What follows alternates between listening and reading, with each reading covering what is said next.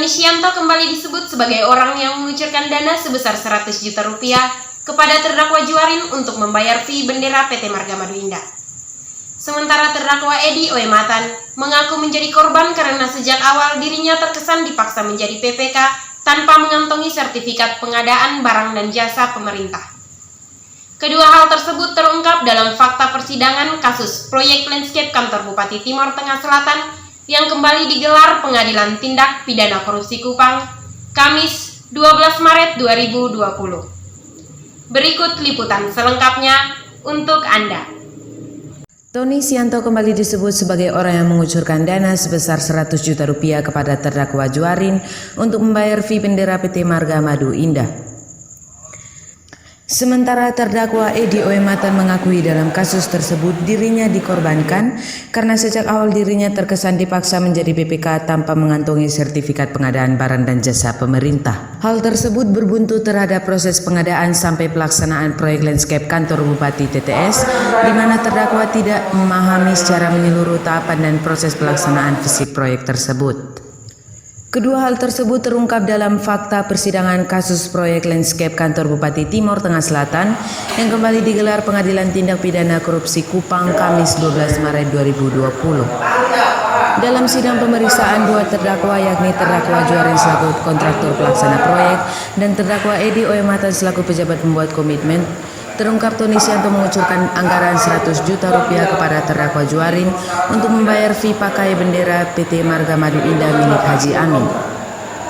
Kucuran anggaran tersebut diungkapkan jaksa penuntut umum Maurits Kolobani dalam sidang tersebut, disertai bukti kwitansi kucuran anggaran dari Tony Sianto yang diterima terdakwa Juwarin per 25 Agustus 2014. Kucuran anggaran tersebut untuk membayar fee bendera PT Marga Madu Indah sebesar 93 juta rupiah. Juwarin sebelumnya memberikan keterangan yang berubah-ubah sehingga memantik nada tinggi JPU Maurits Kolobani.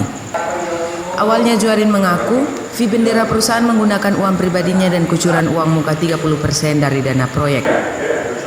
Setelah dibeberkan bukti kwitansi tersebut, Juwarin mengaku bahwa uang dari Tony Sianto digunakan untuk ongkos pekerjaan di lapangan.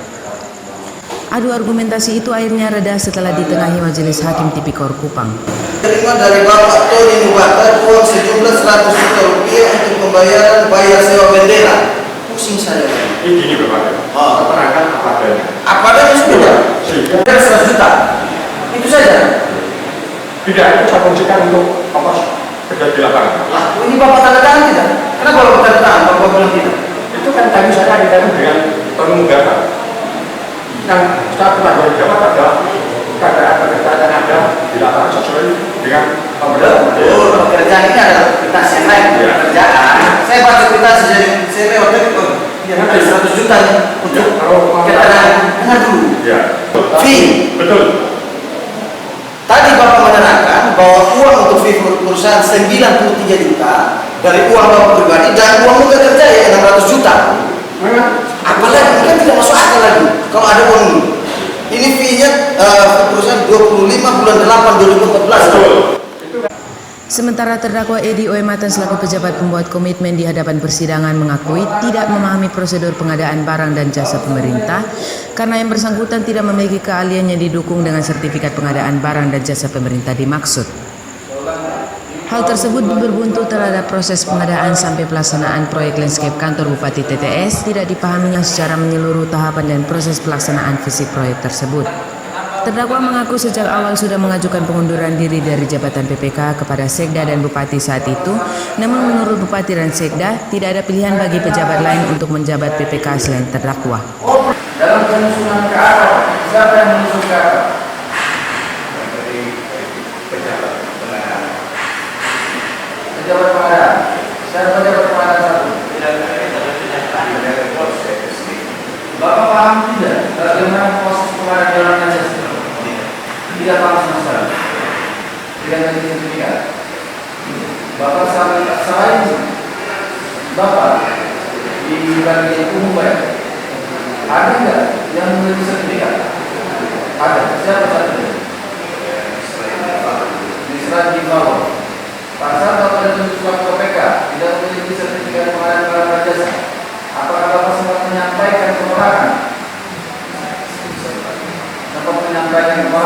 kepada siapa? pada Sekda, kemudian pada Bapak. Kepada Bupati. Jawabannya seperti apa? Pertama kepada Sekda, mengatakan bahwa tidak ada orang lain yang bisa begitu, karena saya yang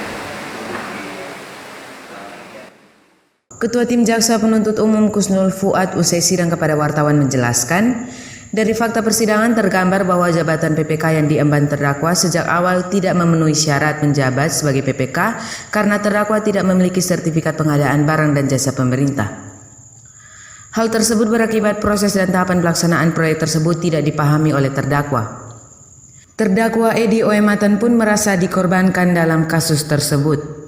Sedangkan terdakwa Juarin sendiri dalam pelaksanaan fisik proyek tidak didukung oleh kemampuan dalam bidang konstruksi dan hanya berbekal pengalaman dan rutinitas terdakwa.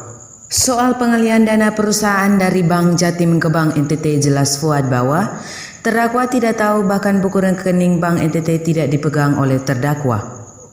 Terkait modal keuangan, jelas Fuad, terdakwa Juarin hanya mengandalkan modalnya sebesar 100 juta rupiah dan bantuan dari Tony Sianto yang sudah dikenalnya selama ini.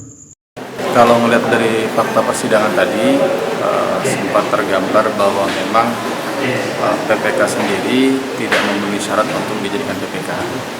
Bahkan proses tahapan-tahapan yang harus dilakukan sebagai tugas dan tanggung jawab sebagai PPK sendiri itu tidak memahami sama sekali. Begitupun juga dengan terdakwa Juarin yang dalam hal ini bertindak selaku Direktur PT Marga Bandung sendiri memang tidak memiliki kompetensi dari sisi kemampuan di bidang konstruksi, hanya berdasarkan pengalaman dari rutinitas yang bersangkutan saja. Itu mengenai tentang Pak Juarin sendiri. Bahkan ya dari sisi permodalan sendiri pun Pak Juarin hanya mengandalkan uang yang dia miliki sekitar 100 juta tadi dan mengandalkan adanya bantuan dari Pak Tony Sianto karena memang yang bersangkutan sudah saling kenal. Mengenai pencairan, tadi disampaikan juga, yang bersangkutan Juarin ini tidak pernah bisa mengerti tentang komputer. Beliau sendiri tidak sempat mengajukan terkait pembayaran itu, dan yang bersangkutan juga tidak tahu rekening itu masuk, uang itu masuk ke rekening yang dialihkan itu dari Bank Jatim ke Bank NTT. Yang bersangkutan tidak mengetahui sama sekali.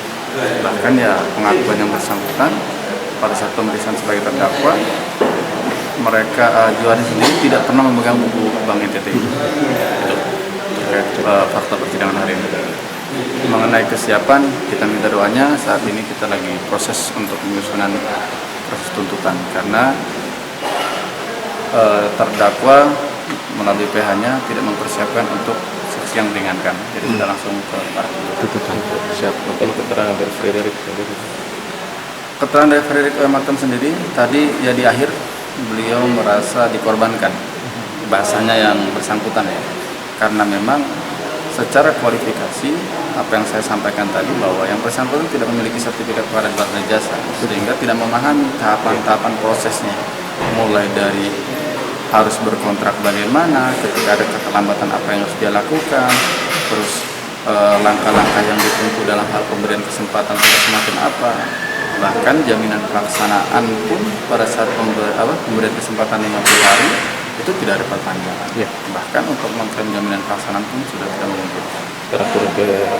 Terkait masalah perpresnya dari tahapan proses, mulai dari kontrak, rapat reconstruction meeting, ketika ada keterlambatan harus ada rapat soft close meeting untuk ngomongin sebab keterlambatan, langkah yang harus dilakukan apa, apakah ini layak diberikan kesempatan atau tidak. Jadi seperti itu. Terima kasih. Polcelere Kabar Limorai mewartakan.